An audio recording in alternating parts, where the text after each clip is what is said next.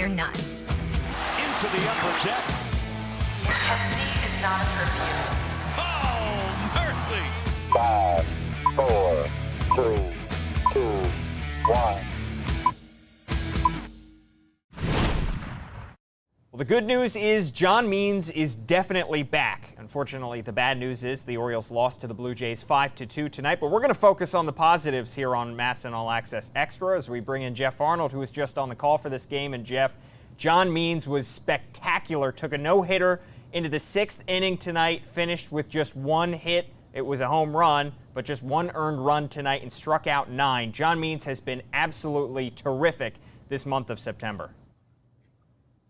Unbelievable finish for John Means. When you go back to doing what makes you successful, I think you put up the type of results that he posted through his last 4 outings, 3 quality starts, a bunch of 6-inning, 1-run outings. He mixed his pitches extremely well. I thought Austin Hayes kind of summed it up well in the postgame, just talking about, like, that's as good as anything that he's seen from any pitcher ever. And you got to give a lot of credit for John Means for making those adjustments. And kind of similar to Austin Hayes, and Don Long said this in a presser last week via Zoom, how Means and Hayes, I think one thing that's similar about both of them is that they're each really competitive, but they both have the humility to realize when they need to make changes, they can make them. Means does a really good job, and a lot of positives to go into the offseason about. He said that I wish there was another 100 games in which I could pitch and we could continue to build off of it even further. But for what he did against some pretty tough lineups, good for him. And 16 in a row sit down at one point. You don't see that every day. No, you don't. Austin Hayes had 3 hits at the top of the lineup. Jose Iglesias right behind him.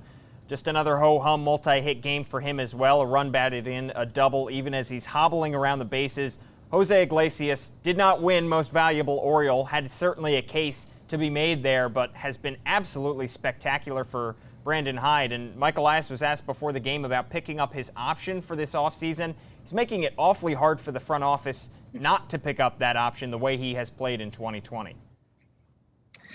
Yeah, I understand why Mike obviously wouldn't want to answer that question. That's not really the forum for that. But still, yeah, you think about what kind of upper-level infield depth that you have, and it really doesn't exist. So you want to make sure that you have somebody who can do what Iglesias has been putting together. And let's count all the things that he's been through this year. He's had a quad issue, he gets hit in the heel, and then he gets hit in the wrist a week ago tonight. That looked really bad when it happened, and he still wants to get himself in the lineup. And on top of that, tonight he played shortstop as well, setting an example for everybody else.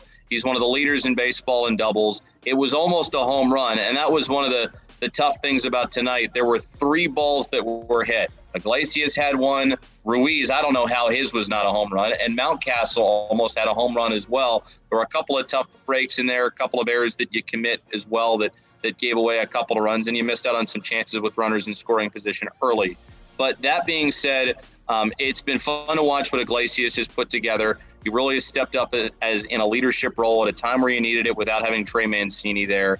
And he's played great defense when he's had an opportunity to play at shortstop. And there's so much good stuff to take away from Jose Iglesias' season. And we actually said this on air as well. Joey Votto is somebody that was a mentor for him last year when he was with the Reds and helping him come up with a better hitting routine and everything. They had a little bit of a side bet on who would get more hits during the year. It looked like Iglesias is going to win that one by quite a bit. So congrats on that wager 1 for Iglesias, and also for a tremendous season. It's been fun to watch him play, and excited to see what's coming forward with him. Out-hitting Joey Votto in a season in which you really only play Not 2/3 easy. of the season is not easy at all. So what an accomplishment for Jose Iglesias, and what a season for him. Just one more game left in this 2020 season. Jeff Arnold, thanks so much for hopping on. You've called almost every single game in the booth, so you have been there through the thick and thin of this 2020 season. We appreciate the time. Paul, absolutely. We will talk to you soon.